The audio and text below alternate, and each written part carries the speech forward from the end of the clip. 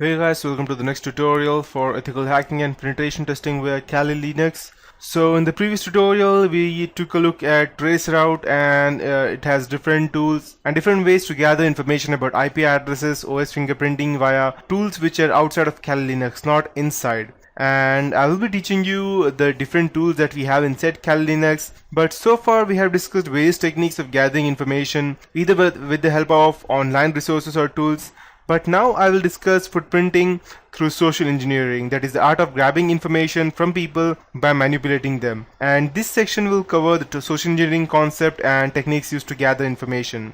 So, social engineering is the art of convincing people to reveal confidential information. Social engineers depend on the fact that people are unaware of their valuable information and they are very careless about protecting it. So, although some people say that social engineering is a totally non-technical process, I don't agree with that. What you would need to go ahead and do some social engineering attack would be at least the basic knowledge of whatever information you're trying to gather, may it be the credit card or debit card passwords or the company information or anything. You need to have information about that, and you need a lot of confidence to talk about that so that the person in front of you thinks you're genuine. So, social engineering is an attack in which the attacker tricks the person and obtains confidential information about the target in such a way that target is unaware of the fact that someone is trying to steal the information. The attacker actually plays a very, you can say, a cunning game with the target to obtain confidential information. The attacker takes advantage of the helping nature of people and their weakness to provide confidential information. So, however, there can be different ways of social engineering attack. In the previous days, there was a great hacker. His name was Kevin Mitnick. I'll just go and show you out his profile. He was the best. He's the best hacker of all time, and he was a phisher. Phisher means he mostly used to do phishing attacks by calling people and telling them that I am this guy, and he stole n number of amounts, billions of dollars, but later on he was caught by the FBI and he was incarcerated. But after 5 years, when he came back, he started his own security agency, and now he's a very good security consultant. So you can go ahead and watch his tutorials at DEF CON, and he's quite good.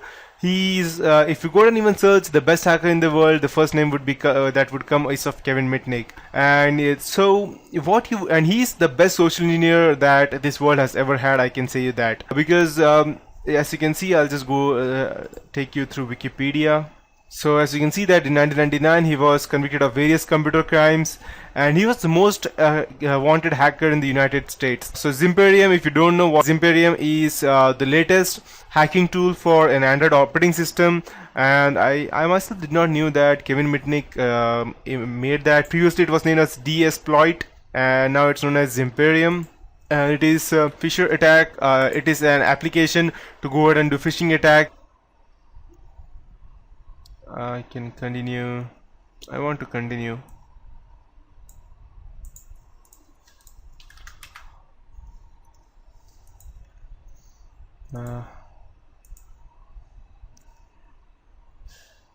Okay. How do I continue? Let's check. Okay. Although it may show that there are differences, there is nothing, because the reason being that DSploit, as you can see, that it has merged with Zimperium Xanthi 2, which is as of now free, and Zimperium is very good in fact, but I would officially support DSploit even though Zimperium is quite better than DSploit. The reason being that it does not have an offline version which I can do by using the DS, which is an offline version. So okay, perfect. So this was developed by Kevin Mitnick, and yep. So he was the best hacker of all time. He used to just let's say for example, he used to just call and tell them, hey, I'm calling you from this company, and due to this reason your card was blocked or your card was hacked, so can you just help me? And he will not even ask you the total let's say your card number. He will just go ahead and ask you the last 4 digits or just your CVV number, and he will gather the first few digits from somewhere else, or he will call sometime later on or some weeks later on or even some months later on, and he will ask you only the first 12 digits, and he used to gather information separately. That was the best part, that no one was even bothered to think that okay, he's just asking for the only one or two parts of my whole card, and they used to simply give them out. And he hacked into several different parts, and that's how. And also this specific part in Kali Linux, I'll just go ahead and show it out to you. It was developed by Kevin Mitnick and someone else. I believe his name is David. So I'll just go ahead and tell you. He developed this social engineering toolkit, and yes, perfect.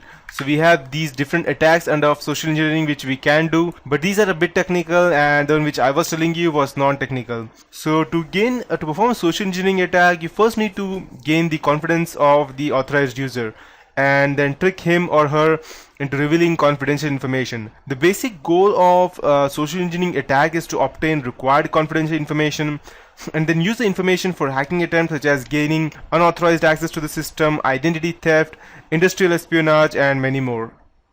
So, social engineering can be performed in many ways such as eavesdropping, shoulder surfing, dumpster driving, impersonation on social engineering attacks, and so on. So, collecting information using eavesdropping, shoulder surfing, and dumpster driving is quite different, which normally you won't do. But that is also quite very risky. That's why people normally use these days machine shredder to go ahead and shred all of the documents before they actually go ahead and put it in the garbage. Eavesdropping is just going ahead and listening to some people's conversation. It can be either by going near to them or by using any other techniques such as through phones or hacking into their phones or webcams and camera. And the best part of is that you can do all of these things just with the use of Kali Linux. You don't need to call them, you don't need to do anything, and you can go ahead and hack into their webcam, or you can go ahead and create fake websites like phishing attacks only by going ahead and using the Kali Linux. After that, we have dumpster driving. Dumpster driving is also known as trashing, where the attacker looks for the information in the target company's dumpster. The attacker may gain vital information such as phone bills, contact information, financial information. And you are wondering that how dumpster diving can be useful. It can be something like this. Let's say for your company has a lot of let's say IT bills, or not IT bills exactly. Let's say due to some reason